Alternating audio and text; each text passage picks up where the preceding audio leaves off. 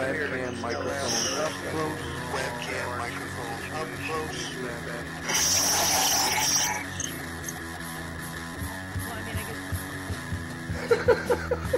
At the age of 19 in 1962, she was a... But I have the files. I read this stuff at the National Archives, and I read these other things. I said to myself, how can that be possible? The brain, days and the fondle slap of choice, computers, the internet, professional wrestlers, and not Jesse Ventura style. It doesn't matter whether the cartoon comes from as long as it's real. It's hard to get real information because seriously, they don't want you to just read two sources whenever I try to prove out. It's not. You expect your government to tell you the truth, you're going to sadly disappoint. Another one of these things. Dear Lord, what a dirty, dirty old man, huh? Really? Can't be serious. Is this really how you want things to be? Come on. More hooker, eruptions? Eruptions, whatever. Like Dave Powers kind of... Really? Allegedly broadcast live from Pima Region 2. Within the borders of the formerly united and currently occupied states of America, we bring you the Ochelli Effect. It's like, damn sure, no, I'm an original. We have all these situations. I'd love to know why it takes 50 years, for... That's that. For a 19-year-old girl to eventually get up to gumption to put these things out.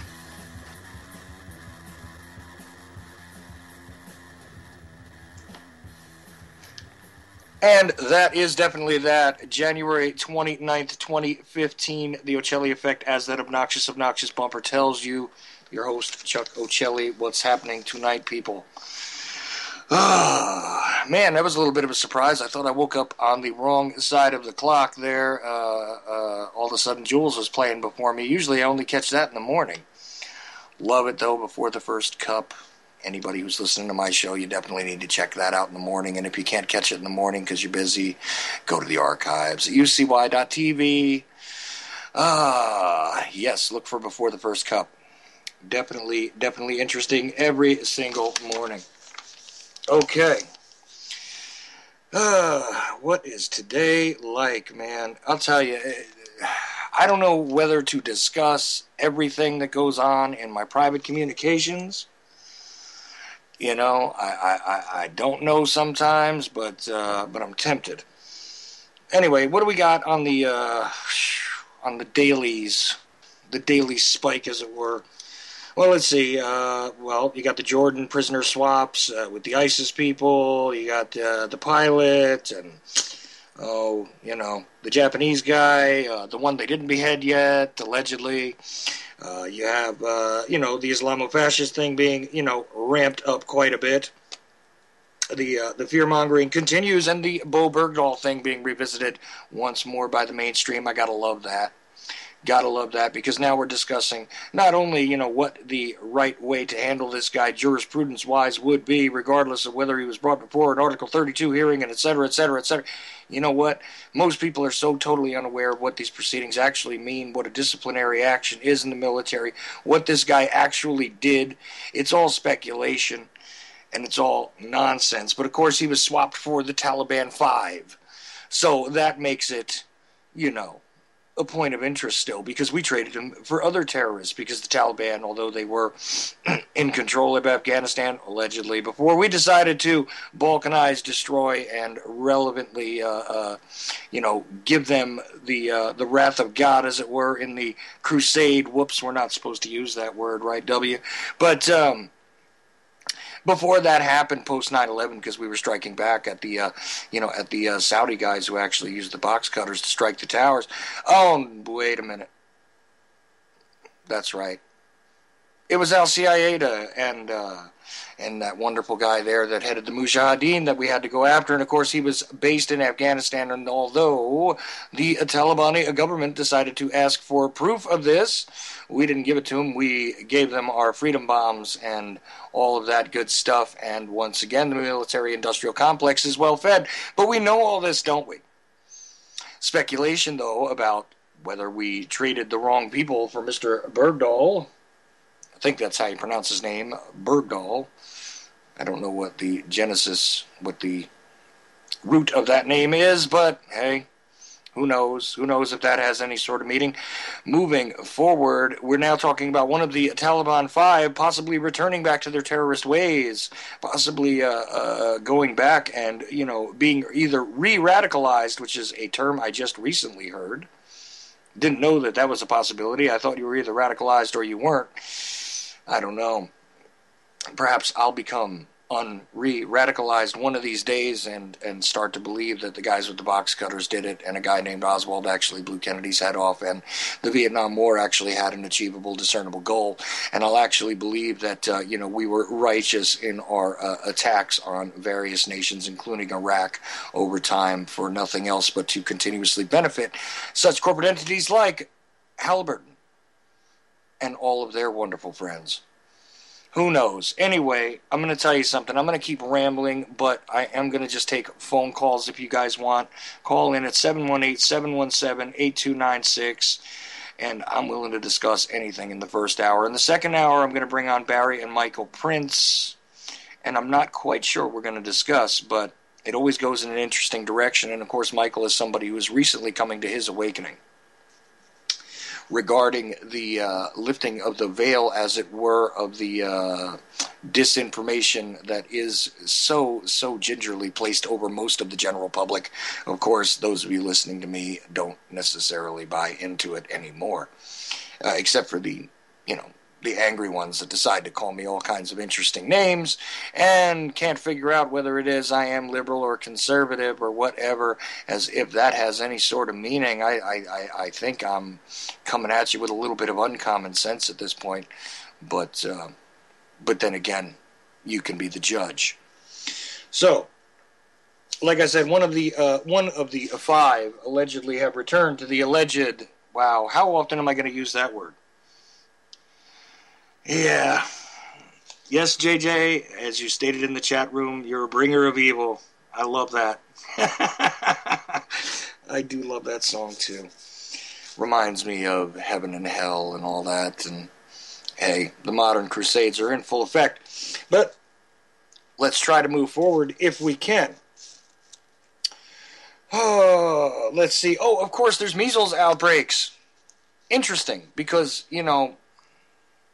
I could have swore that through the wonders of vaccination, we should have been able to eliminate measles. I don't see why anybody's breaking out with measles. I mean, they're trying to blame those of us who refuse to vaccinate our children as the culprits now. And, of course, this originates from the Disneyland sort of outbreak, as it were, which I find extremely ironically funny because Disneyland, after all, would be the outbreak of, mind-numbing stupidity and propaganda on all sort of subconscious levels. I mean, MK Ultra couldn't have even dreamed of something like Disney when it was first being developed. I mean, Artichoke aside, and all of the, MK Delta search and etc. programs, which, by the way, I will get into as soon as I finish doing some other research about,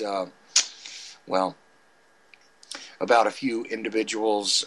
Definitely we're going to discuss Mr. Olson, and we're going to discuss the roots of the program. We're going to discuss the LSD experiments and all of that in a future program, so stay tuned for that. But either way, I love Disney for the propaganda. You got to appreciate it. The changing of the moral scope, as it were, is rather interesting in Disney cartoons.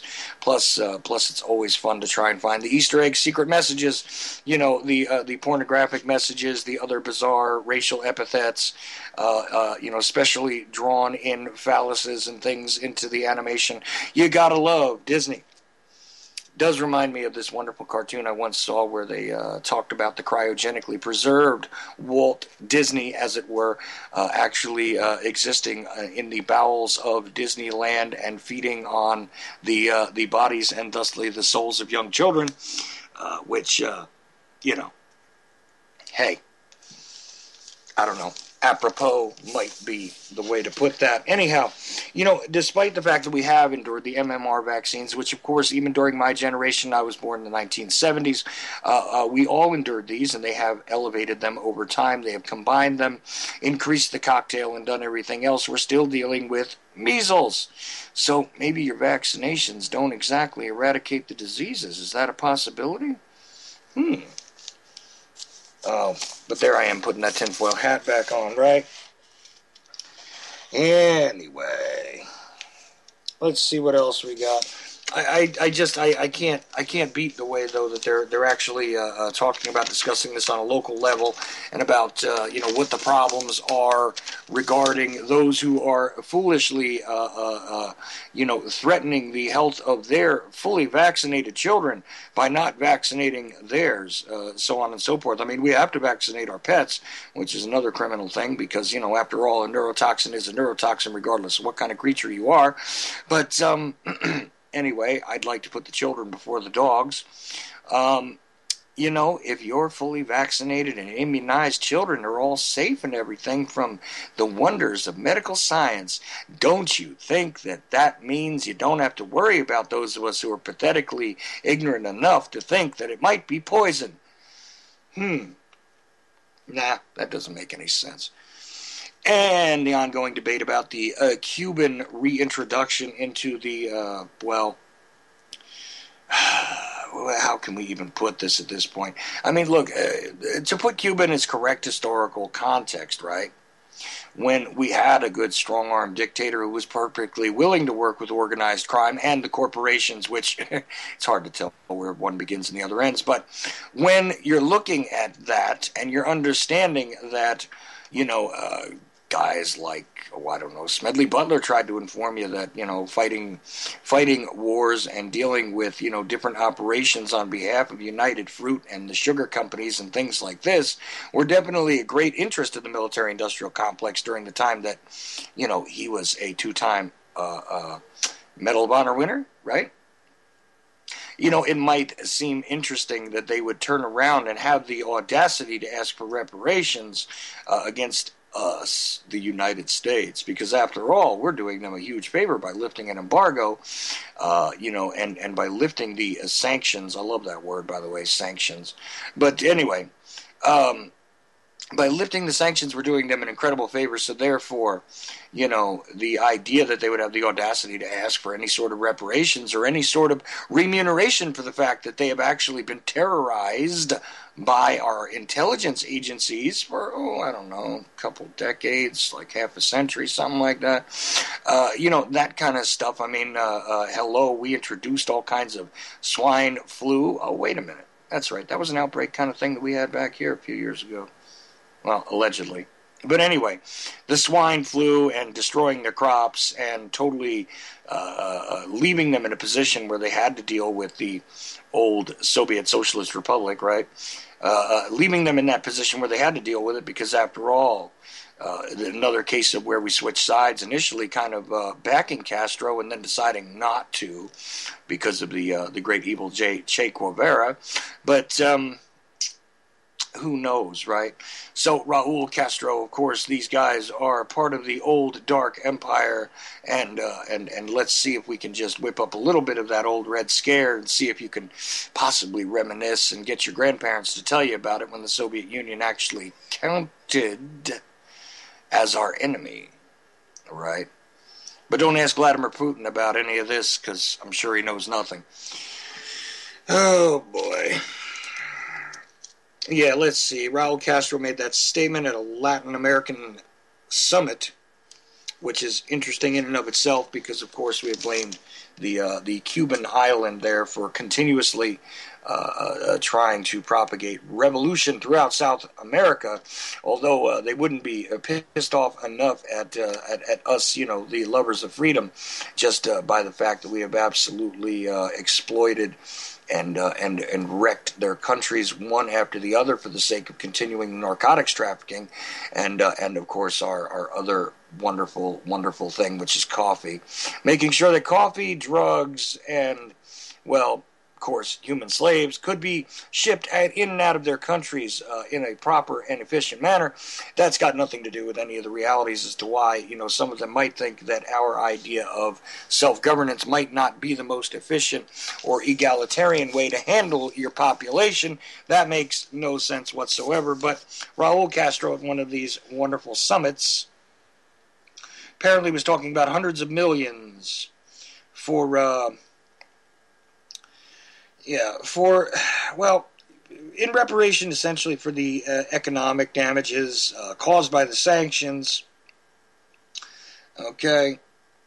And this is just a little over a month after we got this Alan Gross guy back, which I still don't have a clear story on that one, to be honest with you. But I doubt that that's even remotely relevant to what's actually going on. Trust me when I tell you this, as soon as the greater corporate interests find a way that they can exploit the Cuban people on a much more efficient and egregious level, we will have no problem doing plenty of trade. Don't worry, the Cuban cigars are getting ready. Kayak.com is already ready to book your trips. Enjoy, enjoy, enjoy. So, sip from the drink. What else? Well, let's see. Hezbollah, Israel, high alert. Of course, we got, Shimon speaking before Congress. Oh, North Korea, let's whip that one up one more time, too. Because they may have possibly, because we see melting snow in satellite images, they may possibly be, reactivating their terribly horrible nuclear reactors. And, of course, the speculation about whether the Iranians were actually involved in a joint venture with the Koreans for the past decade and a half. The North Koreans, that is. Let's always make that discernment between North and South Korea something else we're kind of responsible for, in a way, I think. But anyway, well, we as in the military-industrial complex components which do represent the United States flag at the moment. Speaking of flags, I saw this weird thing come across when I was trying to do some research on something, and it just kind of played across one of my video screens for no apparent reason. They're trying to sell, remember those flag pins that everybody in the world, and it seems as though politicians still have to dust them off when they go and get on the stump and start talking. Well, now there's a new flag pin out there where you're showing your support for Israel, and all good Christians need to buy one, and it's actually an Israeli flag and an American flag together in a pin. Of course, these pins in post 9/11 fervor world were, relatively popular, but I'm still wondering, exactly how many so-called Christians can continue to support the criminal state of Israel. And of course, I don't excuse any of the criminal activity of the so-called United States government or anything like that. Believe me, I'm more than happy to point that out. But slaughtering of peoples that do include Christians as well as Muslims and other non-religious, actually secular individuals in Palestine is a reality on a daily basis, and this kind of thing is completely, ignored essentially by most of the Christian congregations that I have dared to attempt to engage in discussion on the topic. But and all of these guys who are on the public stage, on the public face, as it were, making their statements, I always find it interesting that they seem to always slip in some sort of a, look, don't worry, I support Israel, and you should too, because after all, we have a biblical connection to Israel, and they are the chosen people, and on and on and on, the first covenant of God, and da-da-da-da-da. And you know what? At the end of the day, if you can't realize that there is a vast, vast difference between, the state of Israel as it stands today and the historical construct that is generally recognized as Israel, I don't know what to tell you. I mean, it's almost as if thinking that colonial America is really the animal that we currently reside in the beast belly at this point. It's almost the same thing as imagining that for a moment. But hey, again, what can you do? So you know what? I'm going to toss aside anything else about the headlines because I'm kind of done with it. And you know what? I'm also done with the idea of constantly listening to the deliberations over the Islamo-fascist fright zone. And, gee, aren't we supposed to be worried that, these guys are going to try and bring Sharia law to the United States? I mean, a place where we can't even enforce our own laws. We don't even recognize or understand our own legal rights. We're going to worry about someone coming in with a completely separate court system and taking it over. I love that. That's always a pretty piece of paranoia as far as I'm concerned. But anyway, again, whatever you guys think, you can join in with me if you like. 718-717-8296. If you have me on Skype, feel free to drop in before Barry and Michael get here in just about 40 minutes.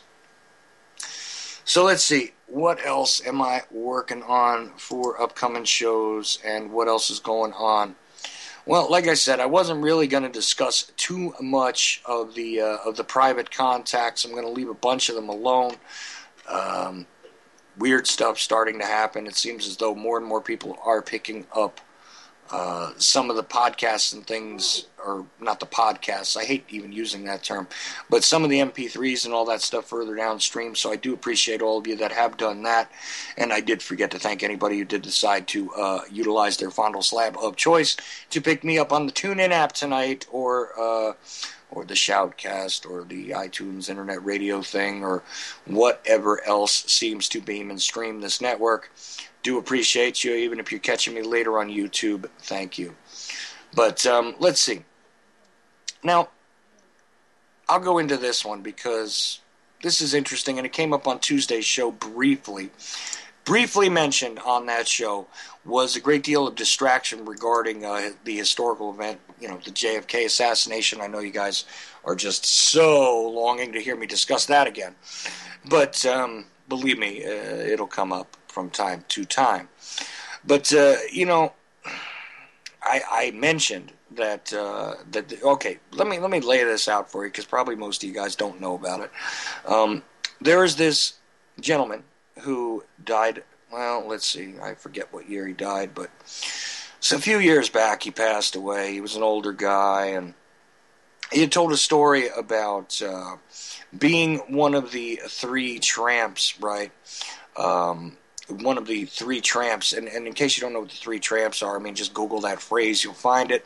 These are these three guys who are really suspicious-looking bums that were supposedly pulled off of a railroad car just after the assassination. Their arrests weren't documented properly, blah, blah, blah, blah.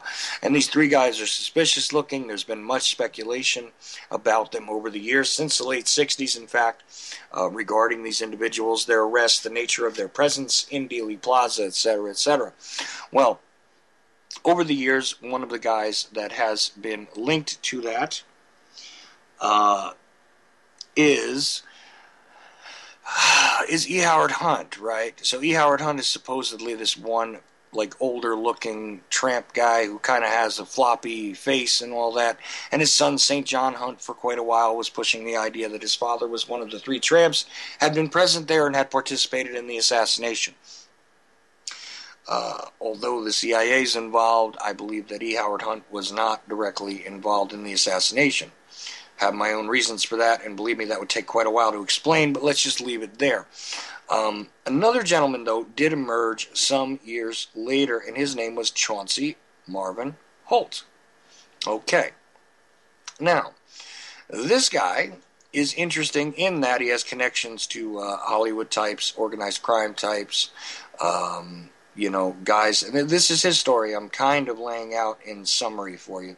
That he had connection to all these people. He was an interesting, talented artist. He had been, a really slick kind of guy, and had possibly manufactured Secret Service credentials, fake IDs, for everybody from Lee Harvey Oswald to the alleged extra Secret Service agents that were allegedly spotted all over Dealey Plaza.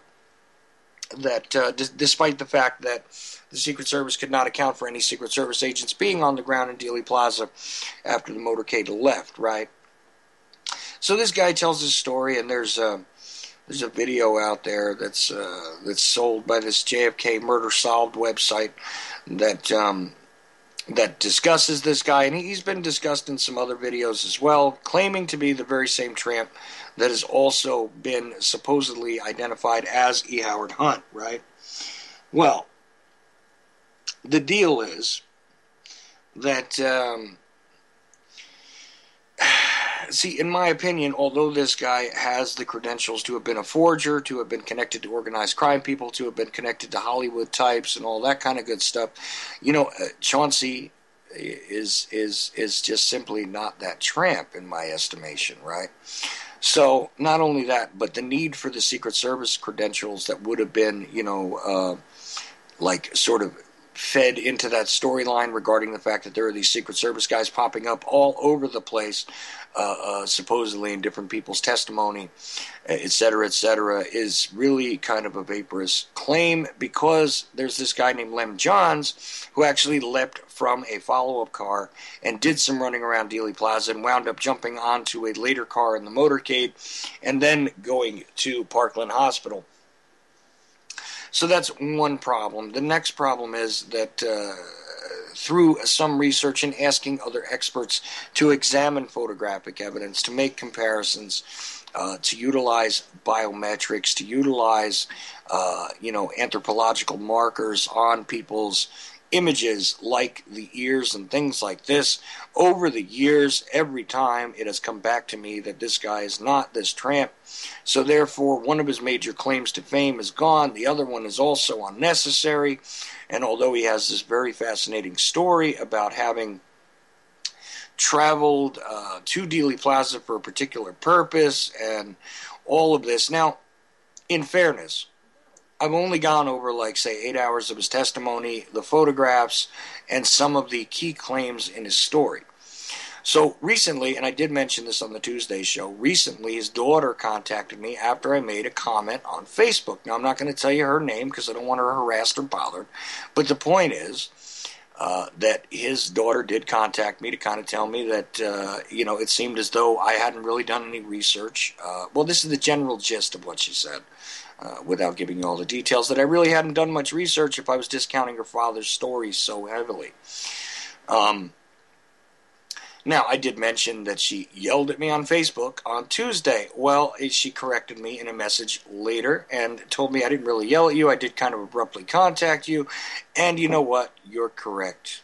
You're absolutely correct. You didn't yell at me directly, but you sort of abruptly contacted me and very seriously challenged me for some really offhand public remark about your dad and who I filed him with. And you know what? I'm going to give you a very serious apology about part of that, because I unfortunately was filing your dad's story along with the likes of Judith Berry Baker. Well, the only person who possibly, remotely compares or competes with the likes of Judith Berry Baker regarding historical fabrication on the JFK case is a guy named Fetzer. So, you know what? Your dad's story does not belong in exactly the same wastepaper basket, I guarantee you that. That's the first thing. The second thing is, I told her quite honestly that I was going to re-examine his claims and see if I could discover new evidence and cross-reference things a little differently, because it had been some years since I examined the whole thing. Now, the guy's a fascinating character in and of the simple fact that he was a very talented forger, a guy who had been connected to organized crime people, etc., etc. I've already said all this. But bottom line is that I'm going to re-examine his statements. I'm going to see what else I can learn about the man and cross-check what it is I do know about the assassination situation, etc., etc., and even re-examine the photographs and see if there's something else that I can learn, because, as Sherry Feaster decided to say on my show a couple of weeks ago, it is interesting when the technology changes. This is why fingerprint evidence is now actually becoming a rather questionable science after the utilization of computers to determine patterning, things like this. The FBI does not want to admit it, and nobody wants to open that Pandora's box, because how many convictions have there been made on these reasonable constructs of someone's guilt based on fingerprint evidence in so many cases. Realistically, in the scientific community, though, it's generally known that it is not quite the exact science that it was once thought to be. But there are many things that are like this, including a lot of the forensic technology which has evolved over time. It is very possible that I could even get myself a much better copy of that photograph. I could get myself a much better expert. I'm going to see what I can do, and I'm going to actually legitimately re-examine those claims and his entire story.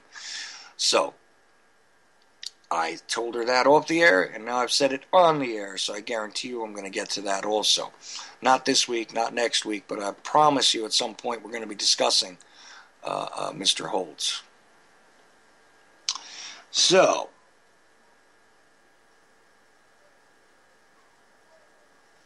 yeah. Always a pain in the neck when somebody does want to join in and they got to insist on texting me back and forth about things.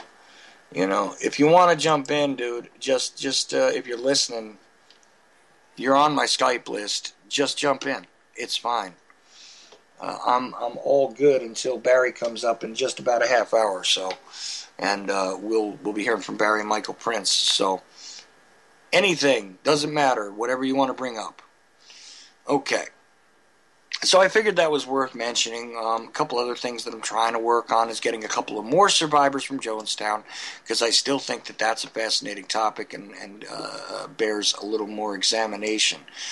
Plus, let me tell you something else. That whole American Sniper film thing, and and Kyle's depictions of various things over the years, that's something that's going to have to be discussed on a future program as well. I do have Greg Carlwood coming up at one point soon. Some of the guys from What in the World and Why in the World Are They Spraying? Those wonderful films they'll also be coming up. A guy named Max Bliss also to discuss chemtrails. So I've actually got a couple of chemtrail shows coming up. I know that'll make at least one listener out there pretty happy. So I guess nobody's going to take me up on the whole open phone lines thing, because I usually don't do it. I usually wait for the end of the show to even bother to take a call. But feel free to join me if you like. And yes, that's me clicking a lighter, because I can't exactly mute out when I'm the only one talking. Okay. Let's see what else we have. In weird contacts. Okay. Why not? We'll get into this as well. Actually, Carmine Savastano will come up pretty soon on the program. Hopefully I pronounced your name correctly, Carmine. We're going to discuss documents and things like this. Might be a boring show to some, but might be educational for those who wish to understand how actual research is done, etc., etc. Let's see, what else do we have coming up? You know, at the moment, this is the kind of stuff that I'm working on. A few other things I don't want to talk about, because I hate it when I start to mention things and they don't come to fruition on this show. It becomes extremely annoying. Let's look at this.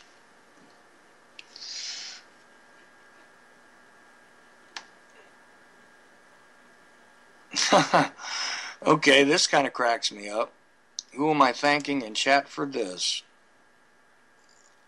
Thank you, Captain Gringo. Because this is pretty hysterical. Okay, love the headline, first of all. And this is on military.com news. The daily news, okay? Gotta love this one. Okay, January 28th, 2015 by Matthew Cox. The chairman of the Senate Armed Services Committee said Wednesday he wants the U.S. military service chiefs to have more power to prevent the Pentagon from buying weapons it doesn't need. The headline on this story is, Pentagon tells Congress to stop buying equipment it doesn't need. Well, isn't that funny? Where does that equipment end up? That's your local police department. Gotta love it. Anyway, moving on, Senator John McCain, one of our favorite people.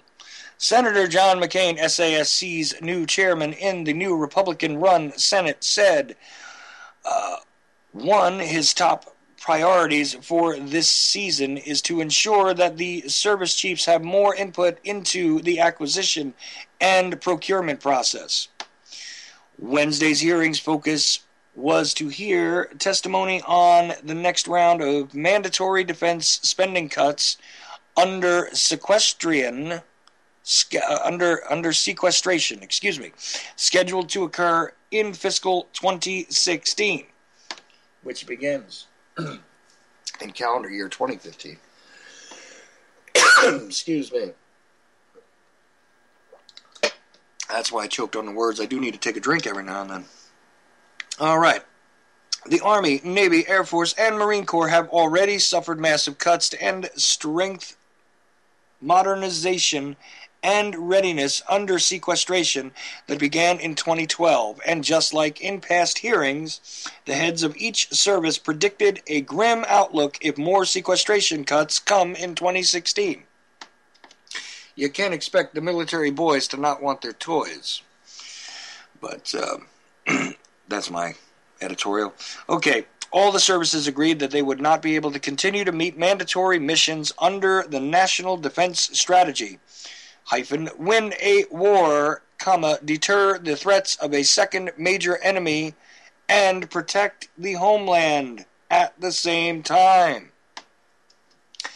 Protect the homeland. I still wince every time I see that in reference to the country I live in, the homeland.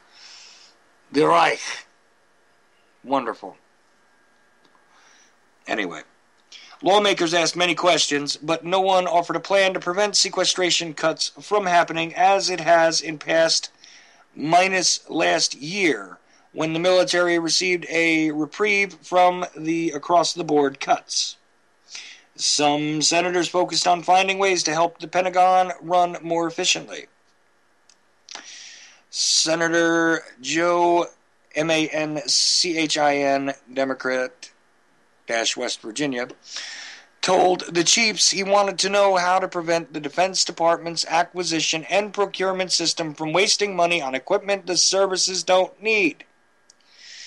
Quote, there has got to be a more effective and efficient method of procurement, he said. When President Eisenhower said beware of the military-industrial complex, man, he knew what he was talking about. We force stuff on you all that we know you don't want, end quote. Holy crap. Yeah. Anyway, and let's not even discuss the fact that this stuff ends up in your local police departments. I mean, after all, they need MRAPs to deal with, shoplifters. Okay. Army Chief of Staff General Raymond Odorno agreed with Manchin, Manchin. We are still having to procure systems we don't need. That was in quotes. Odorno said, adding that the Army spends hundreds of millions of dollars on tanks that we simply don't have the structure for anymore. Well, listen, how are the military contractors supposed to keep their families fed, Chief? Anyway. For 3 years, the Army, in numerous congressional hearings, has pushed a plan that essentially would have suspended tank building and upgrades in the U.S. for the first time since World War II. The Army suggested that production lines could be kept open through foreign sales. This is probably one of the most hysterically ridiculous things I've ever read. Okay, let's keep it going. Each time Congress has pushed back in December, Congress won again in the National Defense Authorization Act for fiscal year 2015 that funded $120 million for Abrams tank upgrades. The Army and the Marine Corps currently have about 9,000 Abrams tanks in their inventories. The tank debate between the Army and the Congress goes back to 2012 when Odorno testified that the Army doesn't need more tanks.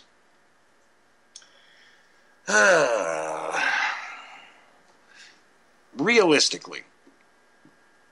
No, let's get back to Disneyland over here. Disneyland, where you can catch the measles. Okay.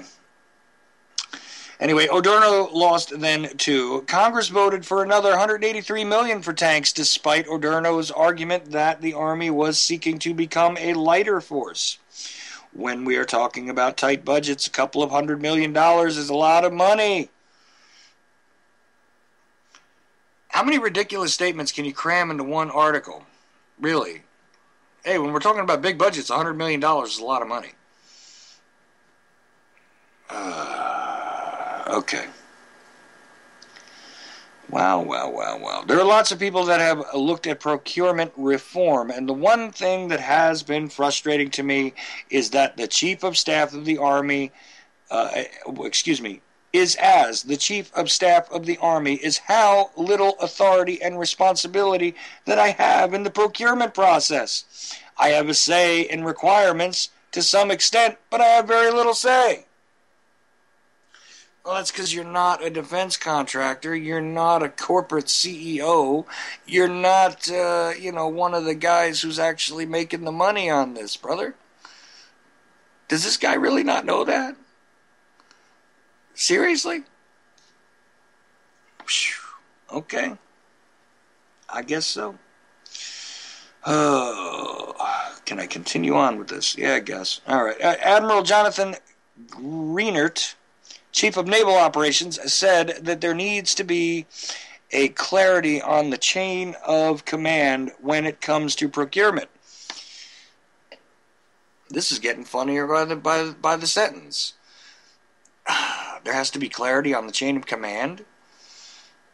Chain of command. I thought, I got all these misconceptions about the military, apparently. I mean, one of the major misconceptions most people have is that regardless of what your rank is, you have any sort of say about your future, about what's going to happen, about the wars, about exactly the way things are going to be conducted in each theater, et cetera, et cetera. That's one of those major misconceptions that I guess a lot of us seem to have. I mean, you figure that a guy who's a general might be in charge of things. You figure that who is in charge if you're not? The money men. Oh boy. All right. There are too many people involved in the process. If I said I need a thing, there are a whole lot of people telling us, no, this is what you really need.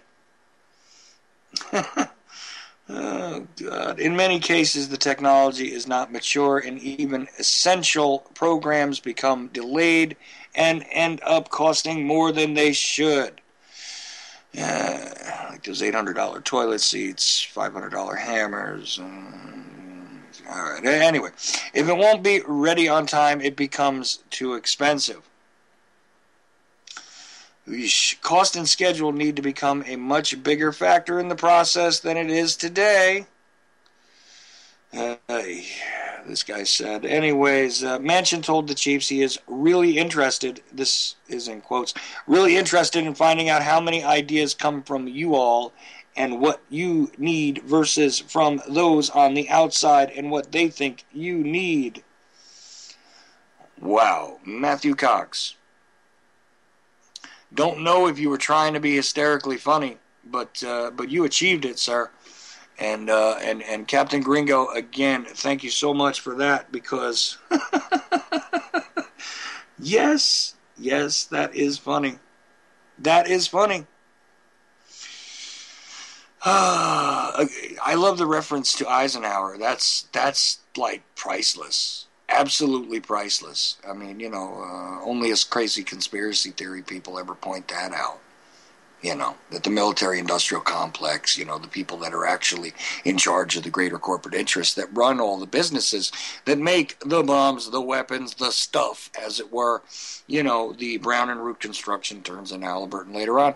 All of those types of people are actually the ones who are making the decisions. What a shock. Yeah. No, that's a possibility too, Gringo. He might want to be fired. That is hysterical, dude. I can't even top that. I can't even begin to top that. That's wow. Sorry for my bad reading, but I mean I just picked it up just now. Hadn't looked at it before. Wasn't familiar with the names. Don't care. I got to tell you something. That's just priceless. That article. Absolutely priceless. Oh, God, help us all. Anyway. This, of course, during a time, and no mention, the only thing that I've got a problem with here is they should have had, some sort of ironic mentions about how we need to pass these things along to the local police departments because, this would be the overflow of resources, as it were. That would be the wonderful thing. Nobody wants to talk about that anymore, though, right? They did have some sort of uprising at a city council meeting, St. Louis. I think it was today. It might have been yesterday. And of course, that kind of thing is only a racial issue. That's got nothing to do with the militarized police state or anything like that. That's got absolutely nothing to do with anything. It's all about race. Only Black Lives Matter. And and all that kind of good stuff, regardless of what the statistical reality is regarding who actually dies in custody, who's actually in danger, and what kind of weapons each one of these assault teams that we used to call, policing organizations in our communities actually require in order to do their jobs, right? Excuse me, again. Must be them chemtrails getting to me.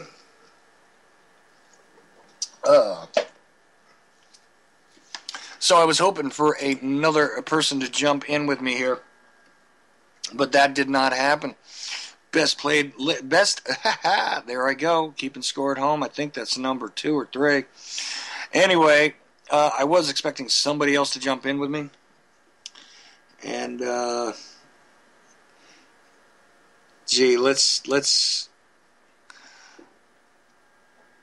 Wow, Captain Gringo is just one of the most amazing listeners to UCY ever.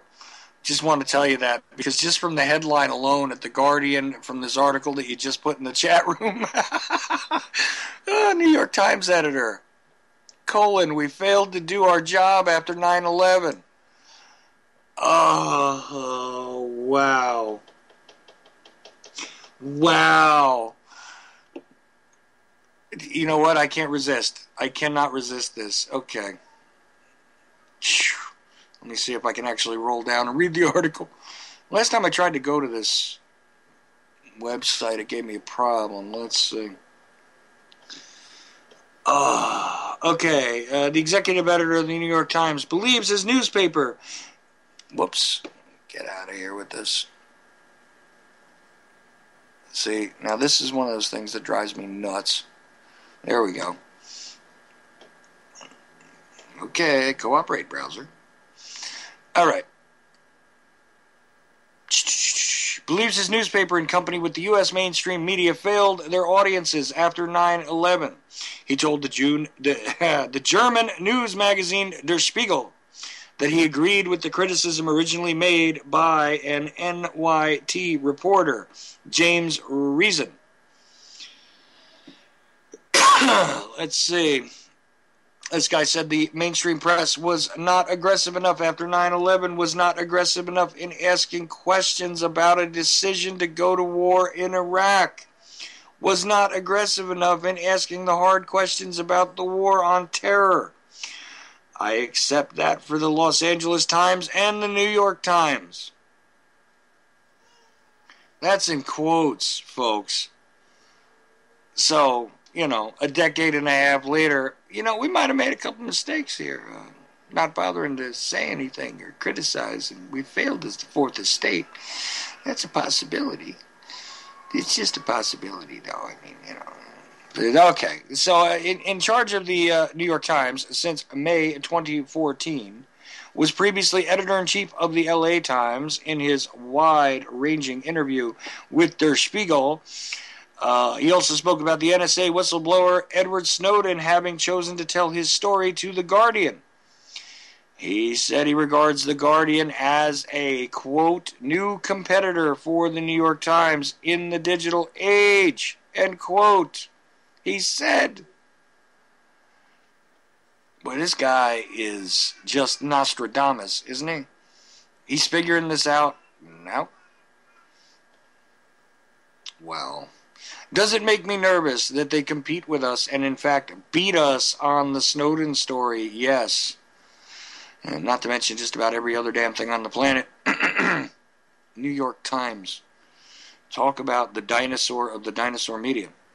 Der Spiegel asked, how painful was it as an institution that Edward Snowden didn't approach the New York Times?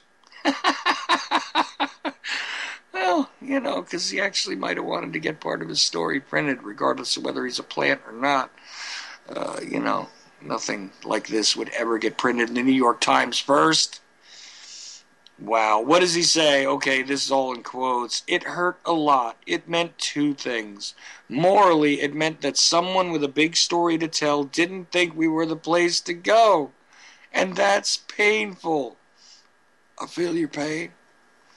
And then, it also meant that we got beaten on what was originally the biggest national security story in many, many years. Not only beaten by The Guardian, because he went to The Guardian, but beaten by the, in brackets, Washington Post. The brackets ended with Washington, because he went to a writer from the Post. We tried to catch up and did some really good stories that I feel good about, but it was really, really painful. I feel your pain. Oh my God. Okay. It was suggested that Snowden didn't approach the New York Times because it had refused to publish the initial research about the NSA's bulk collection in 2004. Oh my God. Water is wet, the sky is blue, and women are crazy, and the world is in fact not flat. Sorry. Okay, I asked whether it was a mistake to have held back on that reporting.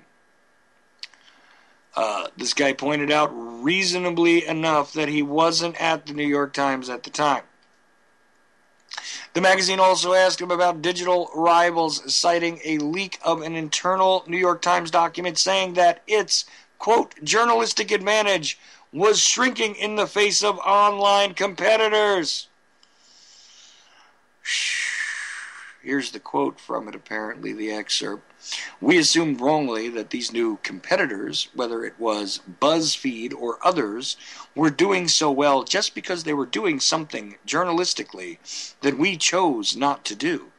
We were arrogant, to be honest. We looked down on those new competitors, and I think we've come to realize that was wrong. They understood, before we did, how to make their stories available to people who are interested in them. We were too slow to do it. Even in the New York area, the New York Times is cost prohibitive. This is my commentary now. Even in the New York area, the New York Times is cost prohibitive for a reader to pick up a hard paper copy of anymore. And online, they're virtually the same thing. The problem is they're not the apologists for the establishment that the New York Times is. They're not the the sole arbiters of virtue regarding literature that the New York Times is. They actually cover lots of different things, and, they might get a few things wrong now and then. But to be honest with you, you guys have cut your own throats, mainstream media. You really have. If you don't serve the public some of what it is they're looking for, which, ironically enough is occasionally the truth, you cut your own damn dinosaur throats. Okay. Given that print still accounts for 3/4 of the paper's revenues, Der Spiegel asked, how can you establish a digital first, end quote, culture in the newsroom when your balance sheet demands print first? Oof. This reply, I really got to brace my digestive system, I think. Oh, God. All right. I always thought that digital first was a simplistic notion. And I am not even sure quite what it means. It should be stories first. Let's take the Paris Charlie Hebdo story. We covered it all day. We held nothing back. Everything we learned, we published online. Then when you approach your print deadline, you have to do two things. You have to publish those stories that are online because print is less forgiving of mistakes. Wait, you have to polish those stories that are online because print is less forgiving of mistakes. Secondly, in an ideal world, you pick one thing that will feel fresh and compelling to people in the morning when they pick up the print paper. What would feel fresh and, refreshing, I bet, would be something that doesn't cost you the same amount of money to fill up your gas tank over the course of 2 days. I mean, that might be nice. For some paper that you have to recycle and deal with. I mean, that might be a good thing. Oh, antiquated media. I love them so. Oh, man. That is hysterical. Again, thank you, Gringo. That was awesome. I want to read that headline one more time. Wait a minute.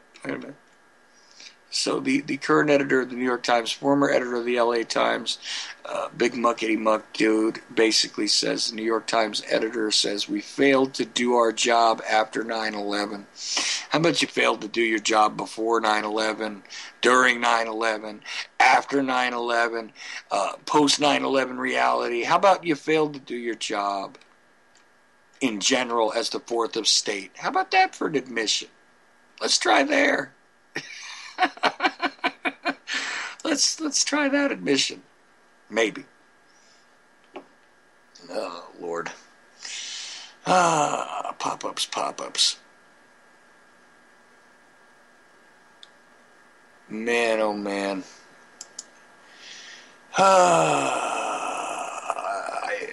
I'm speechless about how funny that is, actually. Really, I am. Thank you, Gringo. That was awesome, for a wonderful way to just take my time and crack up. I appreciate that. I always need a little bit of comic relief, and I don't mean that old, comedy, stand-up comedy for the homeless organization. I do mean literally, comic relief in its most purified term. We failed you after 9/11. How many times does this guy say he was in pain? 4 or 5. I feel your pain. I really do. Oh, good Lord. I remember being in journalism class in high school and being told that, practically the forever standard was the New York Times. And there are still people that believe that to this day. There really are. I don't know why they believe it. I have no clue about that, but there are still people that do believe this to this day about the New York Times, about a lot of the mainstream outlets. But dinosaurs do die hard. They usually require a meteor and all that kind of good stuff. It usually requires one of those huge kind of events that throws up all that volcanic ash and blots out the sun across much of the planet in order to crush and kill a lot of the other plant life and animal life around us. But, that's usually what it takes to kill a dinosaur. I don't even know if it's fair to call them dinosaur media at this point. I don't know.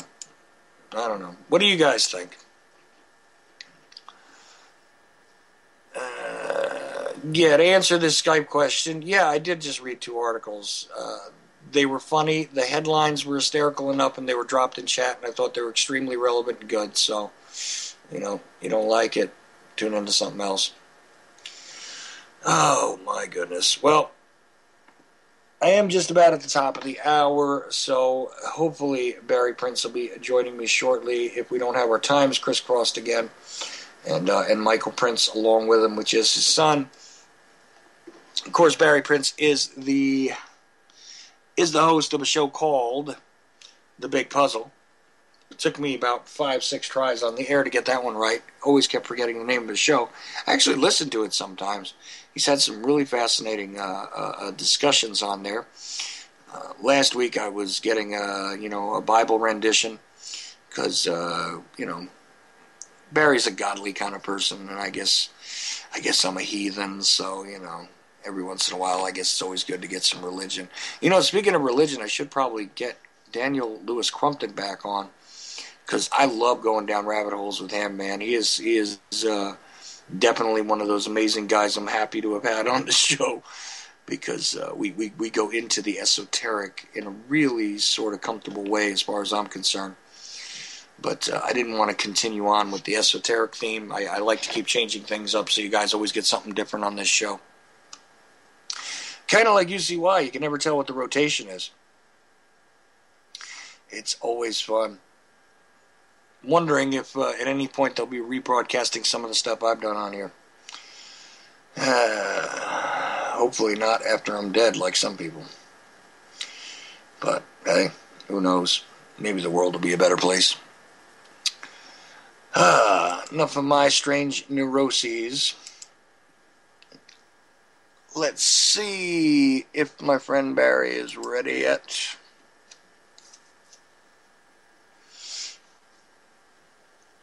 Because it is 7 o'clock my time, which does mean it should be right about the right time for him to get there.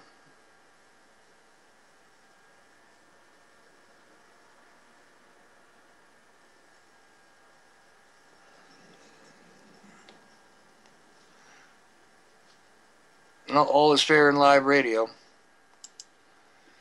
Okay.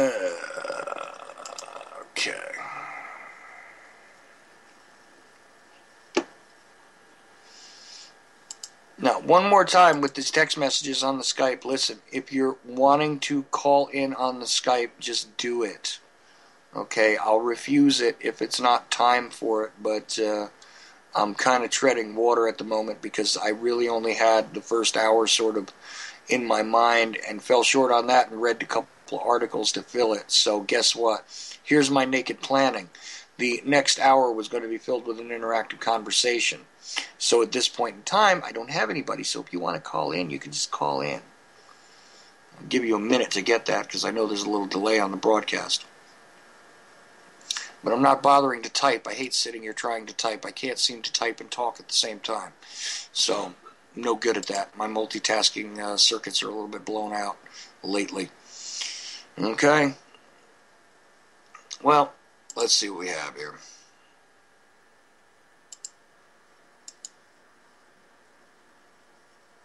You on with me?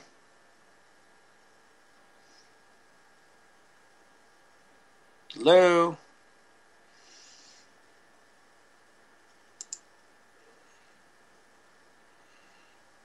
Jay, you there? Okay, never mind. We'll just hang up on you. Either you're muted or you can't hear me or something. I don't know, but try again. Okay. Thank you. All right. So I covered the Chauncey Holt thing. I kind of covered the current events deal.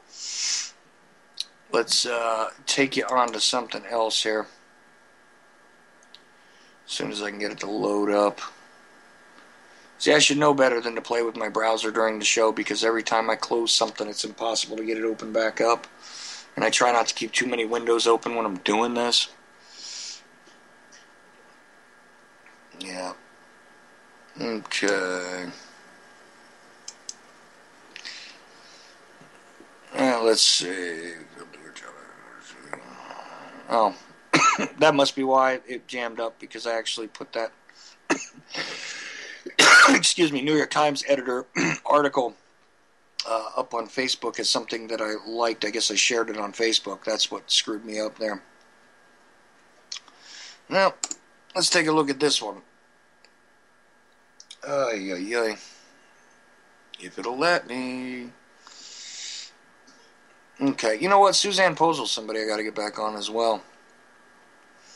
Well, here, I got one of her articles up in my browser, so let's stick with the comic relief, as it were. Bill Gates warns humanity about AI, but invests in it anyway. Okay. During a Reddit Ask Me Anything. Oh, man, I really wish I had known that Bill Gates was going to be on a Reddit Ask Me Anything. Anyway, Bill Gates expressed his concerns over artificial intelligence taking over and threatening humanity. Gates said, quote, I am in the camp that is concerned about super intelligence. First, the machines will do a lot of jobs for us and not be super intelligent. That should be positive if we manage it well. A few decades after that, though, the intelligence is strong enough to be a concern. I agree with Elon Musk and some others on this and don't understand why some people are not concerned. Wow. This is hysterical. The sentiment about the future of robotics is shared by other influential experts from academia to the CEO of Tesla Motors. In 2014, Stephen Hawking, professor of science at Cambridge University, warned that the development of full artificial intelligence could spell the end of the human race. Man, these people are slow on the pickup. Wow. Wow, wow. Okay. So, anyway, referring to a new communication system developed by Intel, Hawking explained the primitive forms of artificial intelligence developed so far have already proved very useful, but the consequences of creating something that can match or surpass humans. Hawking continued it would take off on its own and redesign itself at an ever-increasing rate. Humans who are limited by slow biological evolution couldn't compete and would be superseded. You know, the guy who can imagine the stuff that this guy has imagined couldn't figure that one out a little earlier than this? Seriously? Anyway, in the same year, Elon Musk, chief executive officer for Tesla Motors, spoke to students from the Massachusetts Institute of Technology, MIT, about AI and how, quote, we should be very careful about artificial intelligence. If I had to guess at what our biggest existential threat is, it's probably that. So we need to be very careful. Again, this guy is just figuring this out. At that point, yeesh. Okay, Musk continued, quote, I am increasingly inclined to think that there should be some regulatory oversight. Because that's a good idea, isn't it? After all, this is, of course, my editorial. And that's a good idea. After all, the government will help us protect us from this, right?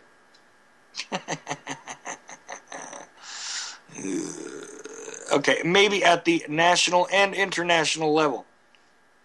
No, right. The UN will help us with this. Just to make sure that we don't do something very foolish. Because it hasn't been foolish to build nuclear reactors in the places where we built them.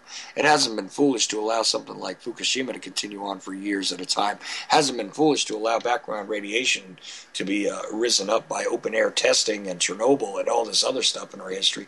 None of that stuff was at all foolish. And the introduction of genetically modified organisms, you know, the Pandora's box that has been opened on biology throughout the planet and the biosphere in general, well, of course, none of that was foolish. So, you know, after all, we would need to be prevented from doing something foolish regarding artificial intelligence.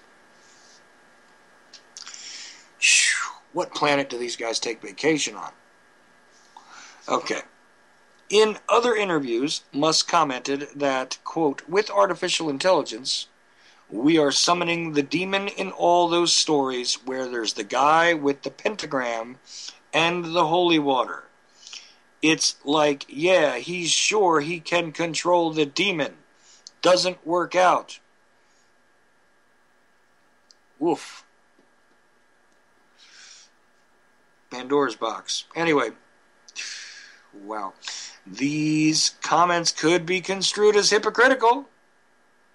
Musk, Mark Zuckerberg, and Ashton Kutcher have invested a reported $40 million into the second round of seed capital for Vicarious FPC, a secret AI corporation, to further their goal to replicate the human neocortex with a positronic neural net. Positronic neural net. I should know that better because I used to watch Star Trek, but I never saw positronic and neural put together in a sentence in writing, generally speaking. So let me read that again. AI corporation to further their goal to replicate the human neocortex with a positronic neural net. Okay. Gates himself admitted in the AMA that he wants the opportunity to the computer industry, and it's particularly interested in artificial intelligence. In fact, Carnegie Mellon University was given a $20 million grant in 2004 to further their computer sciences department for further research and development of artificial intelligence in use for a future smart home. I love those things. They're just so great because they're awesome. Yeah, I am, Gringo. Thank you. Anyway, yeah, they're so awesome. Those wonderful future homes that talk to you and turn the lights on and illuminate and all that wonderful stuff. Gotta love that, but nobody sees that there could be a problem if your house is smarter than the people in it. Years and years of fluoride, somebody will need to be smart, right? Oh, boy, oh, boy, oh, boy, oh, boy. Anyway, when asked about Microsoft's new venture into virtual reality, Gates said, the HoloLens, HOLOLENS, is pretty amazing. Gates said, Microsoft has put a lot into the chips and the software. It is the start of virtual reality, making the device so you don't get dizzy or nauseous. It's really hard. The speed of the alignment has to be super, super fast. It will take a few years of software applications being built to realize the full promise of this. Earlier this year, Microsoft unveiled their HoloLens, a hologram projecting pair of glasses, to a limited audience of reporters. Journalists were prohibited from recording the demonstration of these prototypes, consisting of a two-piece unit that included a heavy battery attachment and a cord that tethered the machine to a computer. The device was described as looking a lot like sky goggles, which Project 3D Digital controls like button, lines, and pictures, as well as the sheep from the video game Minecraft, superimposed on the world around you. Eesh. Yeah, that's that whole thing that Jules covered earlier, like the Google glasses and all that kind of weird stuff. I remember this. I remember Jules talking about this before, I think. Anyway, the user can destroy virtual furniture in a Minecraft-style setting or sign into Skype to make a phone call and see virtually what is being discussed in the Skype conversation. Another use for HoloLens is an app that allows novices to design 3D objects and then to send them for 3D printing to make them real. HoloLens has been designed to work with Windows 10 and apps that allow the device to collaborate with smartphones, tablets, PCs, and Xbox One, pairing virtual reality with computing productivity and communication. HoloLens is a concept beyond virtual worlds, beyond screens, beyond pixels. Oofa. Well,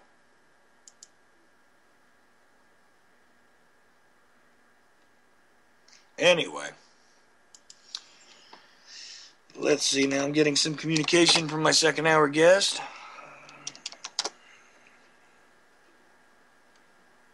And we shall soon see if the princes are going to join.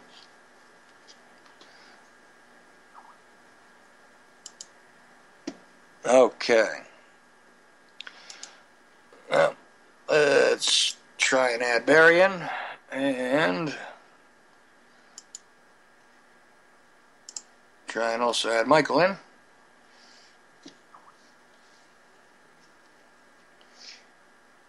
Oh, okay. Hello, hello. Hey, Michael, how you doing? Oh, pretty good. Yeah, I believe he's zooming his way home right now. He should be online momentarily. Okay. Well, you know what? It's a lot better than last week, because last week I totally... I don't know what happened there, but he seemed to think I was going to have him on in the third hour, and I don't have a third hour, so... yeah, no, and yeah, I think he remembered today earlier, and then I got online and I looked at the time just as I got home here, and I went, wait a second, because you tagged me in that, you tagged me in something there, but well, it jogged my memory, and here we are. Right. Well, you know, and I'm really glad that you're on with me, because it's just really interesting to see somebody that's coming around to a lot of this stuff new, you know. I had a little bit of fun earlier. I was hoping for some phone calls, but didn't get them. You know, it's the way it goes on my show sometimes, I guess. But,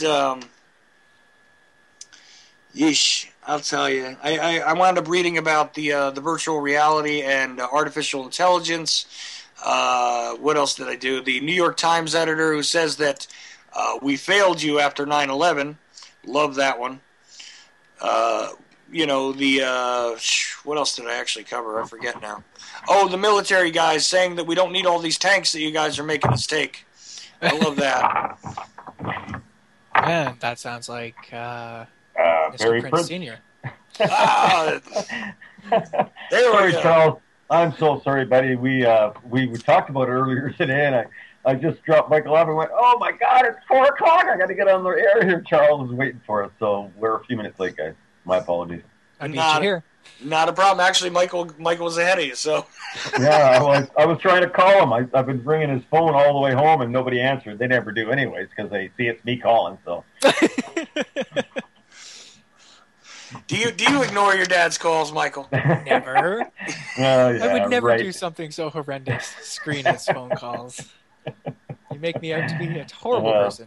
So what's the topic today there, Charles? What are we going to talk about? Well, I've been all over the map. I think Michael wanted to talk about something, and we'll just stick another pin in that great globe. Okay. Because what I discussed so far was the New York Times. I was telling Michael I discussed the New York Times editor saying that they may have actually failed us after 9/11. Regarding their coverage. You think? Bill Gates feels a little bit worried about artificial intelligence now. And let's see, what was the other thing? Oh, yeah, the military doesn't really want all these tanks they keep shoving down their throat. So, well, yeah. What about did you talk about this meeting that Obama's having on Saturday with the 3 top executives and research scientists from Merck, AstraZeneca, and the three top pharmaceutical companies? I don't know if you're aware of this, Charles. But this is fact that he has called a top secret meeting in the White House Saturday with these 3 executives from these 3 pharmaceutical companies, and it is top secret. Nothing is being discussed. No information about the meeting will be released. But this is going on Saturday. So what's going on there, Charles? Do you know about that, or is this all news to you? Well, this is news to me, but I do wonder if it ties together rather nicely with this whole measles outbreak. The Disney measles outbreak, right? Which I find ironic. But well, yeah, the timing kind of seems ironic, doesn't it? Yeah, it does. And look, they couldn't scare us with Ebola. And although they've been giving us these MMR vaccines, since I was a baby, at the very least, wouldn't you think that they would have eradicated this thing? Didn't they eradicate measles? I don't know. I must be missing something. No, it's a new version, Charles. The new version has come up now, and we have a new drug for it. Oh, well, of course we That's do. something I never understood is how if something has gone extinct, if they've claimed a virus eradicated, how is it that if someone fails to vaccinate a child, that virus is all of a sudden alive again? Yeah, just Google polio if you want to take a look at something like that. Yeah. I mean, it doesn't make any sense. If it's extinct, if it's dead, it's gone. I mean, they can't exist without something to sustain them, and if they don't have that, then how do they just spring up out of nowhere? It seems when someone doesn't follow their... Problem, reaction, solution pretty well applies to the pharmaceutical industry. Okay. Well, you know, That's kind of their code of honor. Okay. and let me put my tinfoil on my head here for a second, because you know it just seems kind of logical that if you decide that you're going to weaponize these things, you keep them alive in laboratories and things, and then accidentally release them every now and then. Like at the Super Bowl maybe or something like that. Yeah. You test them on your military, your poor indigenous populations, et cetera, et cetera. Take them to war with you. Test them on the people you're fighting. Why not? Sure. It's just people. It's just human lives. I mean, there's nothing immoral about that. Well, there's plenty more where that came from. So yeah, I was reading the other week, yesterweek. I was reading about you were speaking of weaponizing viruses. It jogged my memory. I can't remember the article specifically, but someone accidentally, in quotations, weaponized leprosy. I believe it was one of the universities in the United States there actually accidentally weaponized leprosy. I don't. They put it out as we've accidentally weaponized it. Well, how do you accidentally weaponize something? I don't understand. I guess I'm not the scientific mind for that one, but I think I missed the point on that one too, Barry. Do you know about that one? How do you accidentally weaponize something? Dad. Oh, okay. He might be issues. Might be having an issue or muted or something. But no, I get where you're coming from. But you ever notice how that kind of stuff always accidentally seems to happen? Or we have these sudden outbreaks of these wonderful weapons. What we're trying to do is create a new brand of Kellogg's cornflakes, but we got a little sidetracked, guys. Sorry.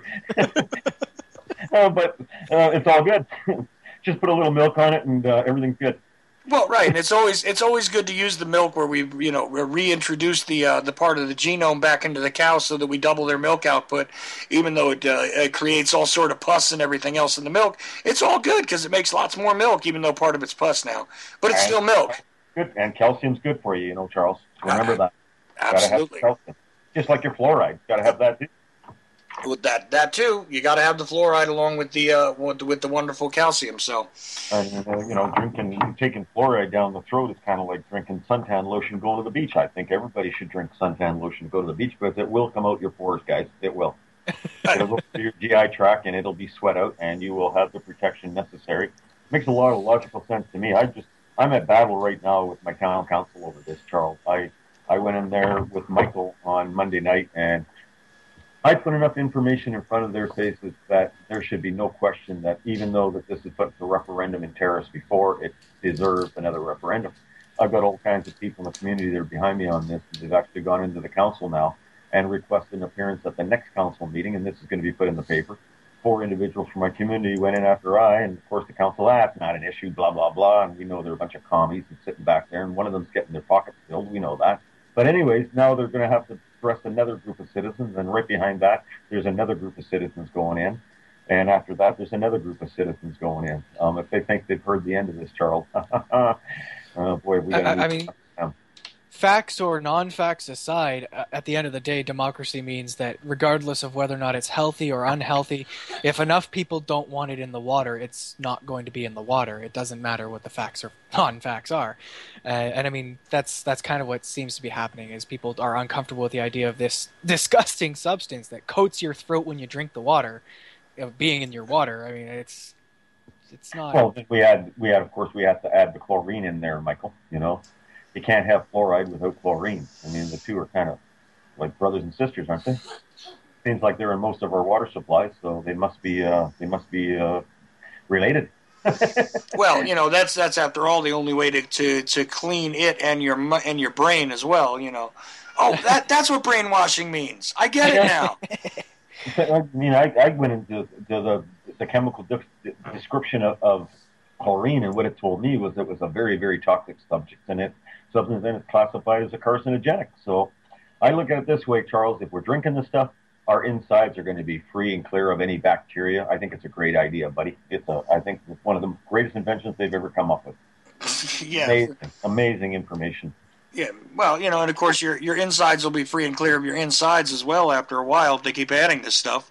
Well, there won't be any bacteria in there, Charles. Think of that, man. Well, yeah, it's a great thing. Yeah, it's kind of like chemotherapy, man. I mean, I think chemo's great because they radiate your body. No cancer is going to live in your body if your body's radiated, right? Yeah, even though radiation, I always found that really strange too, because radiation, to the best of my knowledge, creates cancers. Well, I understand, but apparently they seem to think that it's okay if you radiate the cancer that's in your body, and the radiation, it won't have an effect on the rest of the organs in your body. I think they've got that all figured out now. They tell us that it's okay, Charles. So I mean, they've never lied before. So we got to take them. Trust these guys, man. I mean, they really do have our best interest in health in mind. I mean, I've never seen anything to lead me on the other direction. Have you, Charles? Well, I'm trying to be funny here, but it's not working out, Charles. It is. I'm not a very good comedian, but I am trying to be funny. So I'll stop trying to be funny. I'm working on it too, believe me. And I gotta laugh at it, Charles, because it's a joke. Well, it's hard. It's hard not to, right? Because again, look. All right. I was born in 1972. You're a little older than me, right? I was born in 54, my friend. Right. Got a few years on you. So you were a teenager around the time I was born. That's fine. It's kind of funny because you sort of have three generations represented here. We do. We got the young, the old, and the really old. Thank you. I'm glad you didn't put me in the really old category. I'm sure I feel really older than you do, though, because you're just a healthier guy than me. But hey, what can you do? Back to the point why I bring it up. Did they have these MMR vaccines when you were a kid? No, Charles. No, actually, none of that stuff was around when I was a kid. I remember when I went to school, I think during public school, I might have had 2 or 3 vaccinations during the course of my public school. I can remember them going in and giving me a couple shots in the arm, but we didn't get anything near the 25 or 26 vaccinations kids are getting now before they go into preschool. Oh, no, not at all. But what I'm saying is that, look. MRI? No, that wasn't a thing. It's a new thing. That's one of the new ones they've come up with. Well, measles, mumps, and rubella is what it means, right? And this was something that was given to my generation, okay? Not quite the same form that they have now, and believe me, they don't make, like you aptly pointed out here, 25, 26 more at least, minimally, that have been added on, and they're adding all the time. Now they have the pneumonia and the HPV that they want to give to boys even, and everything else, but... Okay, Gardasil. Yep, there you go. That's a good one. Yeah, the HPV, right, the Gardasil shot, exactly. To deal with a disease that we don't even get. That's lovely. But and also, like I said, when my newborn just came about, they wanted to stick him with that hepatitis B. Yeah. Yeah. Yeah. Where is a newborn supposed to be exposed to hepatitis B and hepatitis C, Charles? Well, newborns have promiscuous sex. Are they using needles? Well, I just don't get it. I don't know where the exposure is going to come. Well, I literally said, because, okay, my son had to be born in a hospital, which was unfortunate, but it had to be done.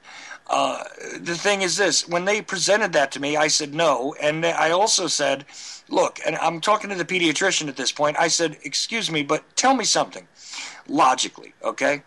Is there a reason, if my son is not going to be shooting drugs, sharing needles, in other words, but shooting drugs, having sex, or getting tattooed, that there is a reason for him to have this shot, realistically? And he looked at me and he said, well, I agree with you. And I said, okay, so why are you presenting this to me? Well, it's on the schedule.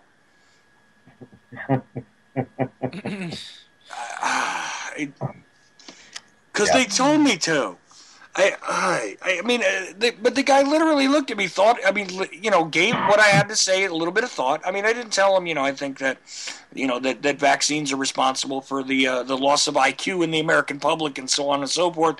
I didn't tell him any of that. I just said, logically speaking, a newborn baby is not going to participate in these three pretty reasonable ways that one could contract hepatitis, okay? Mm-hmm. So, therefore, if he's not at high risk for it, why give him this vaccination? And he didn't have an answer. He literally said he agreed with me. But he was still willing to stick him with it anyway. Well, that's their mandate. You know that, Charles, and I know. We know what goes on behind the scenes, and it's a travesty in our society. Doctors are the biggest hypocrites in the world. They're sworn to provide you with the best health possible, and every day you go into the doctor's office and he's more than willing to give you another prescription. And they hand them out like candy. And, one day they're going to have to answer for this, Charles. I think society is going to get to a point where we all become aware of this crap. And we all go into the doctor's office with papers in our hand and sue these guys and have them charged and have them arrested for killing us, because that's what they're doing. I mean, I've looked at the reports here just last week on the fact that prescription drugs now kill more people. Last year it was heroin. Now it kills more people than all illicit drugs combined in North America. So really, Charles, who are the criminals? And that was one of the points that I brought up last week when we were talking about even the wars. Generally speaking, the pharmaceutical industry has killed more people than all the wars combined. All of the wars combined. I know, Charles. People don't take that into context. They go, oh, well, it's a new drug. I mean, we can turn our TV on just about any time, Charles, and there's a new drug out. Every week there's a new drug. Now I was looking at the TV the other night and now they got the new menopause drug for women, that are having trouble having or pain while having intercourse with their husbands. Now they can take a new drug for that. And they actually did a peer-reviewed study, and the study was 2.5 weeks long. So it is safe for human construction, guys. No problem. We checked it out ourselves. and probably one of the advertised side effect possibilities is suicidal ideation. Hemorrhaging. Oh, the list of side effects, Charles. It's like any of the drug we see on TV that's being advertised and promoted. They talk about the benefits of this drug for about 12 seconds, and the next 48 seconds is spent warning us of all the adverse side effects and things that have happened already. I mean, what does it really take for people to catch on to the fact that this is just one big charade and we're guinea pigs and we are being killed for the sake of a dollar? And that's what it comes down to. We're being killed for the sake of the dollar. They do not give a flying rat's ass about us or our health, man. Just your dollars. I didn't say any swear there. I don't swear. It's okay. I try not to. That was just how I see these guys, man, how I feel about it. They do not care, Michael. They don't have a soul. They worship the dollar. That is their life. That is their God. That's all they care about. Money brings them power. They have more power and more money than they can ever spend in their life, and yet they want more. It's a disease that I can't even begin to put my finger on, Charles. And this stuff isn't even remotely new. I mean, look, if you get away from the pharmaceuticals just a bit and just go, to the chemical companies in general, I mean, let's not forget that, this isn't like even just since the turn of the century. I remember stuff before the year 2000 when they came out with a fat substitute, which they added to potato chips and things, along with your aspartame and everything else, that actually listed on the bag that one of the possibilities, if you eat this product, was now this is a cringeworthy term, anal leakage. Okay. What is that, Charles? Anal leakage. Well, okay. It doesn't take a vivid imagination to think about what that probably means. Charles, we have a diaper for you. We just brought it out, buddy. Well, but there you go. See, problem, reaction, solution. Because after all, you don't want your lard in your chips. Have this new fat substitute. It's wonderful. The quitting smoking drug, Chantix, right? I'm looking at the commercial for that thing recently. I see, and I went back to drugs right away. I'll go back to food in a second. But Chantix, what kills me is the whole thing is like, changes in mood, suicidal. You may become suicidal. You may become violent. You may become, emotionally disturbed. You may become psychotic. Well, that sounds to me like nicotine withdrawal anyway. What's the point of the pill? Okay, put the pills aside. I'm sorry. Let's stop picking on the pills. But aspartame itself, how about, well, let's go back to that really quickly. Isn't that a wonderful thing? Yeah, I haven't really read into aspartame, but I try to avoid it. Just on the premise. I don't know what it is, so I don't really want to drink it. Well, you better look at it, Michael. You better take a half an hour and just look at it real quick, because it will it will shock you, buddy. That this stuff is in our food and people are consuming it. Yeah, and I guess that you don't chew any gum either, Michael, right? Not for a long time, no. Okay, good, because you basically can't get gum with sugar in it anymore. It's all got that crap in it. Oh boy. I've been pounding lots of stuff into his head, Charles, and Michael is really, I'm kind of proud of him, because he's really starting to pay attention, and we have conversations every day, and stuff comes out of his mouth now that I didn't expect to hear coming out of him. So I had the same experience this week, Charles, and I'm going to introduce Michael to this Jeremy gentleman that I met in Terrace here, a 26-year-old guy that is so awake and so informed that I was given his name by a friend of mine. He said, Barry, you got to talk to this guy. He's right on board. I phoned this guy up, Charles. I've never talked to him before in my life, but it was like I've been talking to him for 20 years. And I'm going to get him on the radio. He is so passionate, and it inspires me, Charles, because I've said before, buddy, and I've said this to Michael, and I say it all the time, but the most important people that we have to reach, we have to reach people, but we've really got to get the young people away from their iPads, away from their Game Boys, away from everything that's distracting them. And that's, I know that even now still is a touchy subject with Michael, because Michael still, I've seen him go away from playing games a lot to very little, but he's still drawn into that once in a while. And I know it's a very, very addictive thing that they have put in front of us.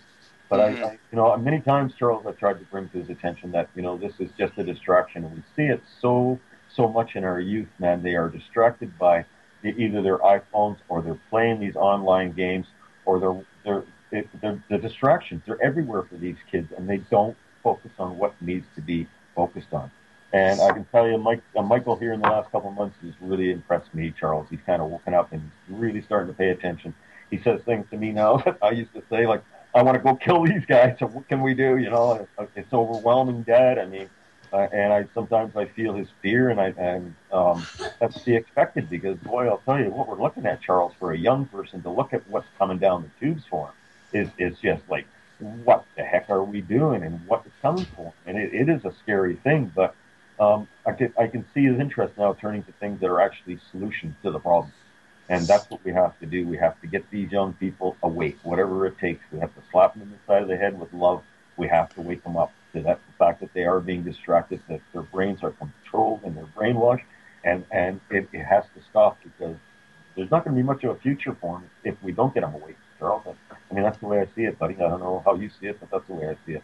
No, I'm inspired to see the young people starting to pay attention, Charles. I really am. Well, and that is the good thing, is we are starting to see, them kind of joining the ranks of those of us who thought that that they were sort of lost. They're starting to want to open up their eyes. Are you talking about Dieter, by the way, Jeremy Dieter? No, actually, he's a gentleman here in my town.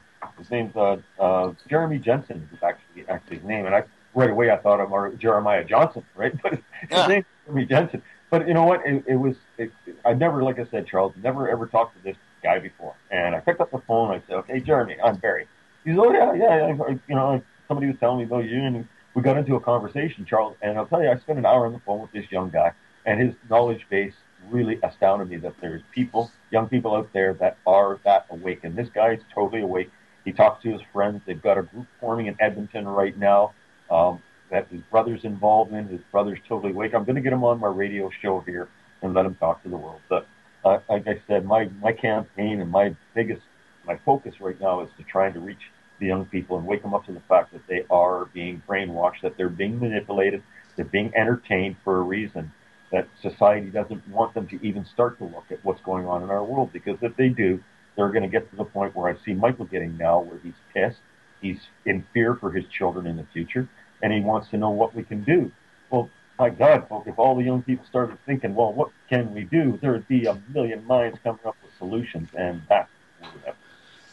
Well, right, and definitely glad to see you doing it earlier than I did, Michael. I got to admit, it took me till my mid-30s to start to understand that that the deck was stacked as it is. So you're way ahead of me, sir. Well, he used to call me a nut, Charles. A couple of years ago, they were calling me a nut. I never called you a nut. I just said that you had eccentric interests. You were a little bit eccentric about it. It's okay, Michael. My kids have tried to be kind to me too. It doesn't matter. He thought you were nuts. It's okay. I get it. It's all right. That's okay. Yeah, it's okay now. You think I was nuts, but I don't think you think I'm so crazy anymore. Well, like I always like to say on this show is that, I want to take this moment to apologize to all those individuals that I thought were absolutely crazy out there, wearing your actual tinfoil hats in the streets and screaming about the CIA actually beaming things into your brains, because you are all correct. Thank you very much, and I do apologize for any sort of aspersions I have thrown your way. That is my disclaimer. Now, moving forward. You have to put that in type there, or put it in chat there, Charles. That was a good one. I'm going to grab a couple sentences out of that one. I just throw it out there every once in a while. It changes a little bit, but believe me, the sentiment remains the same. Michael, what has come to your attention though recently? I know we started to talk. What was it, last Thursday, and you had started to look into alternative sources of energy, stuff like that. And your dad actually has access to some of the greatest people on that subject. He actually introduced me to some of the best people on that subject. Like Larry Woods has been on my show like 3 times. Actually, I got to get Larry Woods back on. Yeah. That reminds me. There's cool things going on with him, Charles. So you got to get him back on. I was just talking to him yesterday about it. See what I mean? We were talking about solar and how the new largest solar plant in the world opened up last week, a week ago plus change. Funded by Google and 3 other companies, worth approximately $4 billion, and it produces almost 400 megawatts of electricity free every day.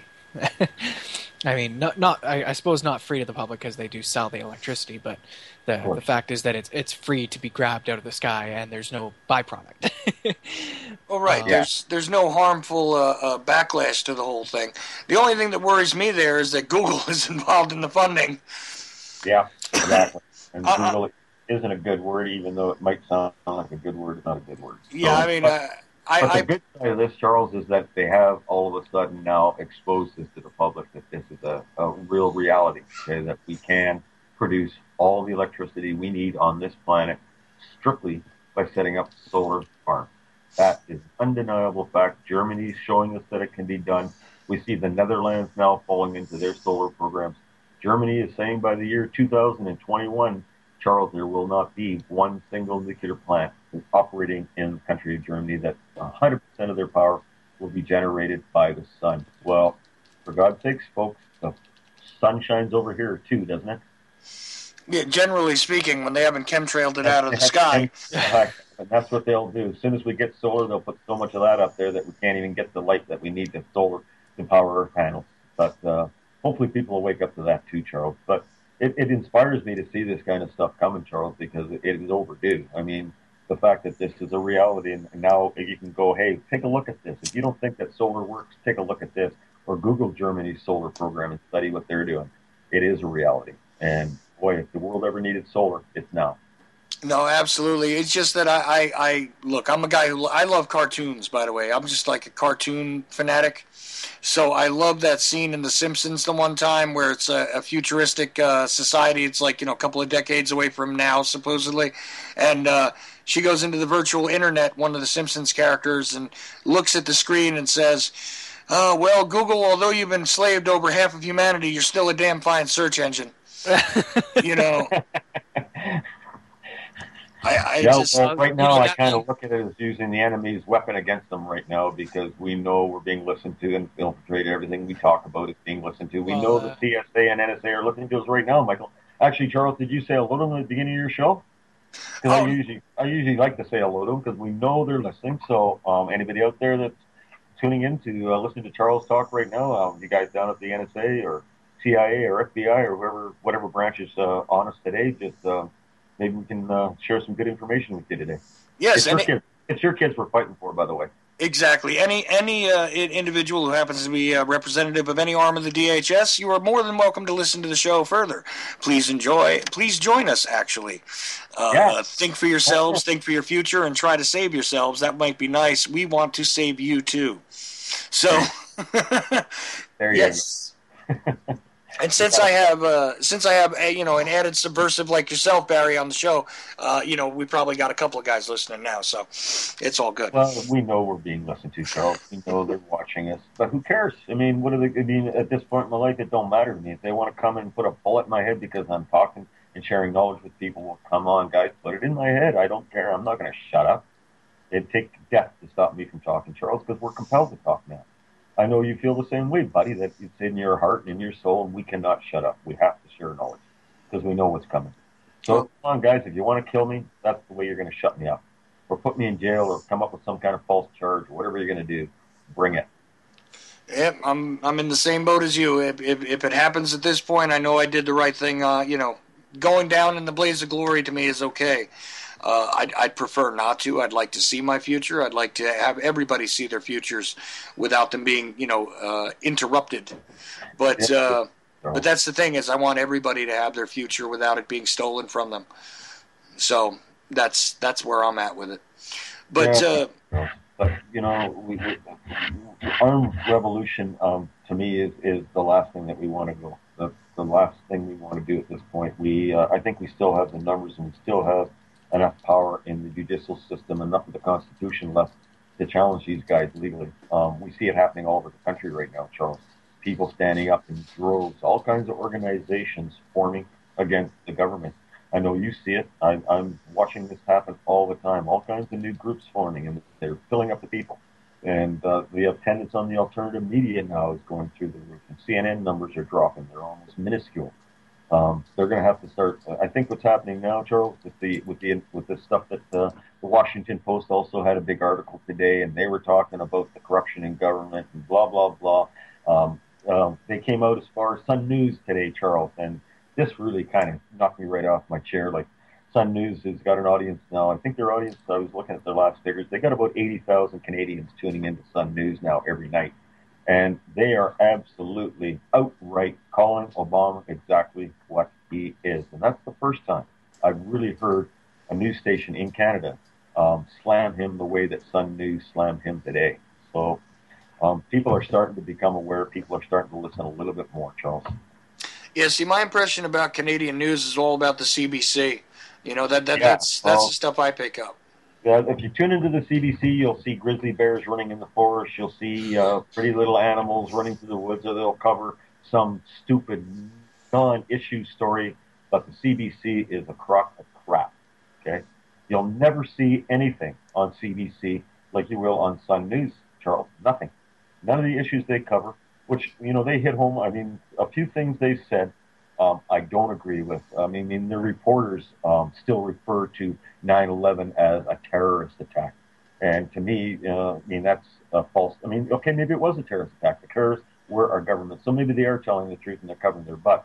But most of the stuff they talk about, Charles, is really on the numbers.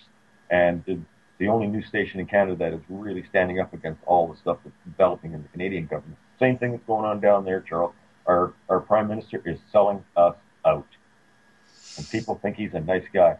What we see now, Charles, in Canada, a new party on the rise, and it is growing in leaps and bounds. It's called the Libertarian Party of Canada. Google it on your internet. I have become a member. Their platform is exactly the way I feel. And it's about time for another party in Canada, because right now we've got the Progressive Conservatives, we've got the Liberals, and we've got the NDP. And I would not vote for any one of those guys because they're all crap, period. So now we got a new party forming in Canada, Charles. So we'll watch it in the next couple months and see where it goes. Yeah, well, keep a very vigilant eye on that, Barry, because the so-called Libertarian Party here became completely co-opted and folded right on over into the Republican Party, as it were. Yep. And this is the thing; they just consumed it. I'm looking at their mandate, and if their mandate is anything, if what they're saying on their mandate is true, then I agree with a lot of things they say. But I'm watching, Charles. We'll see where it goes. But there is another party now in Canada. and it's official. So, Well, you guys might actually get ahead of us there. yeah, well, you got 2, right? Yeah. For the last 100 and how many years? Time for a new party in the States, Charles. But they're going to fight that to the death. Well, look, we got about 10 minutes left, right?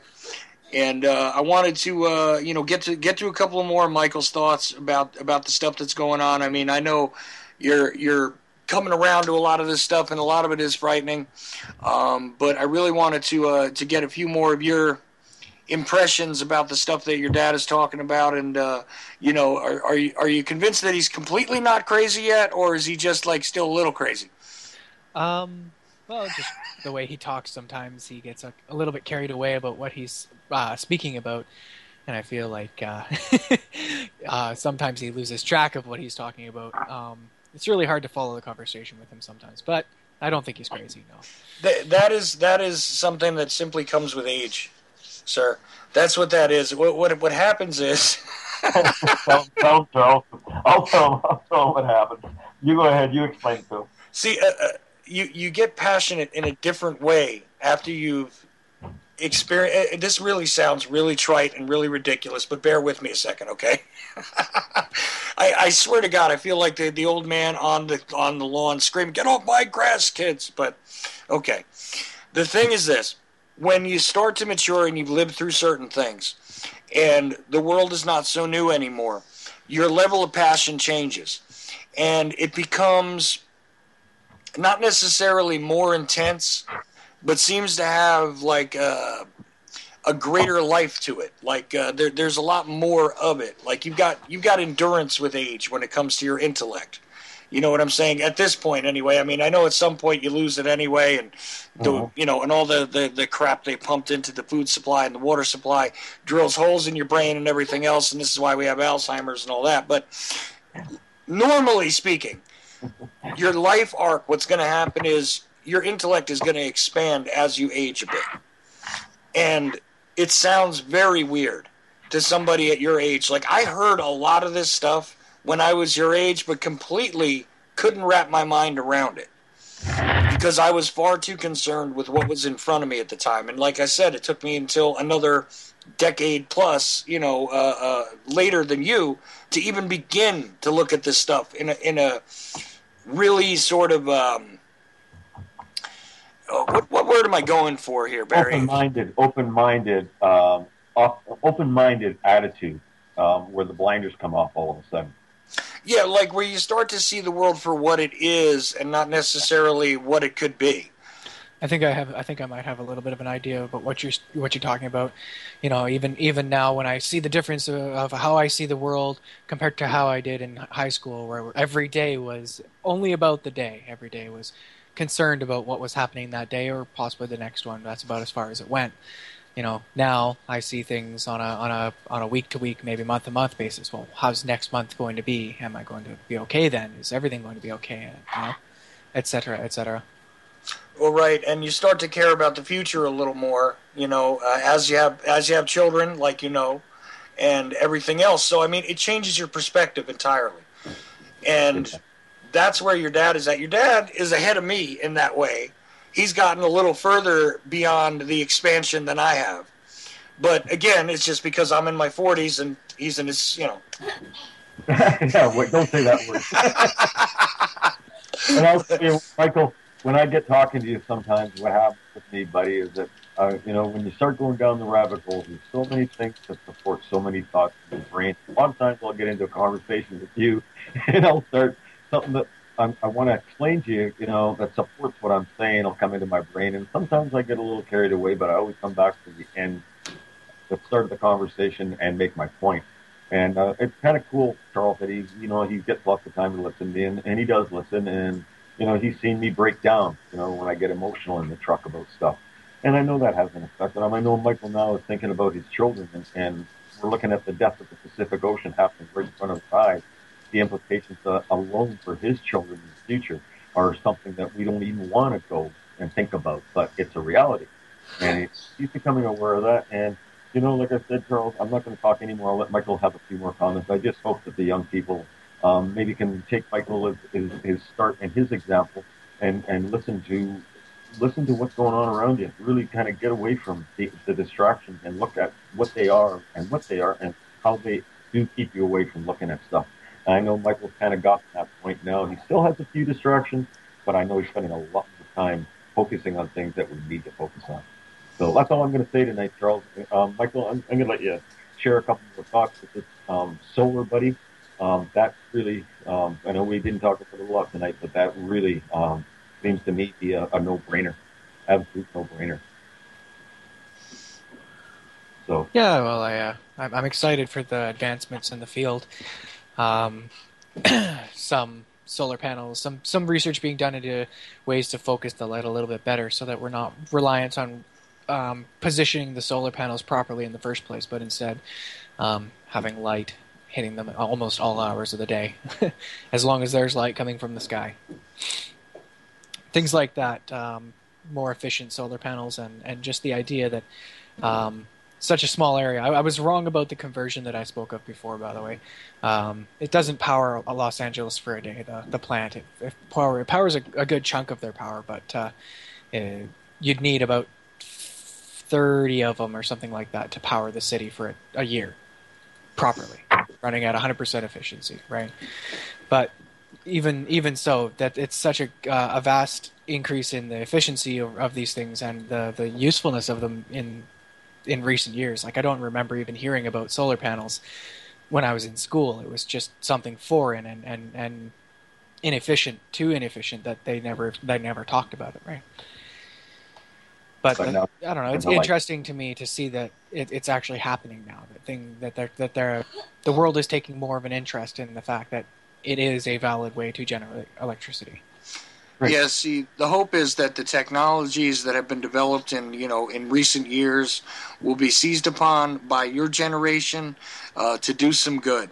Because, to be honest with you, the previous generations, including mine, including your dad's, collectively, we kind of failed regarding a lot of this stuff. And we're kind of not kicking the can down the road, but really placing our hopes on the next generation, because we know that we've allowed this stuff to fester for far too long. For anyone who doubts still the possibility that that solar energy will be able to power the entire world in the future here, I have one thing to say, and that being that, back in 64, the first nuclear reactor came online in Chicago, and it produced a measly 4 kilowatts. And that was enough to prove to people that it worked. And within 10 years, they had a reactor out there that powered the city at the time. And they called that the Chicago Rush. And I really believe that that's all we need for solar energy, is a rush of funding and interest in the similar fashion to truly produce something that will take the future away, Give us a future, Michael. Save this planet. That's what we're looking at. We're looking at alternatives. And one of my thoughts on this, Michael, the cost of building these plants, well, so what? It's a new industry. If it takes that many to power the city of Los Angeles, if we can shut down a nuclear power plant for the money invested, well, it's going to create a new industry. It's going to create jobs to build these things. It's a win-win situation. And all we have to do is get it across to people that this is a reality, that we have to grab this, because what we're doing to this planet right now, it is leading us down a path of destruction. And we have to look, myself, Michael, I'm like Charles, buddy. I was duped all my life, brainwashed, and thought everything was fine. And then when you wake up, you're enraged with fear. You're enraged with wanting to get out and just strangle these people. But it brings you to a point you realize you can't do that. We have to attack them from the bottom ground. Grassroots movement, stuff that you're talking about, share it with your friends. Make people aware of it. People start to hear about it, they're going to demand it. And that's what we need, buddy. We can't beat these guys at their game. We have to beat them at our game. Absolutely. My thoughts for the week, Charles. Thanks a lot for having me on, bud. Listen, I want to thank both of you guys for joining me. This is Barry Prince and Michael Prince. Barry Prince, by the way, is the host of The Big Puzzle. And I have a feeling that eventually Michael will wind up doing one of these shows with us somewhere. So, let me just say that I really appreciate you guys coming on and sharing this with us. I think it's extremely relevant. It is all about the future. I want to thank everybody for tuning in. You guys all have a good night. All right, thank you.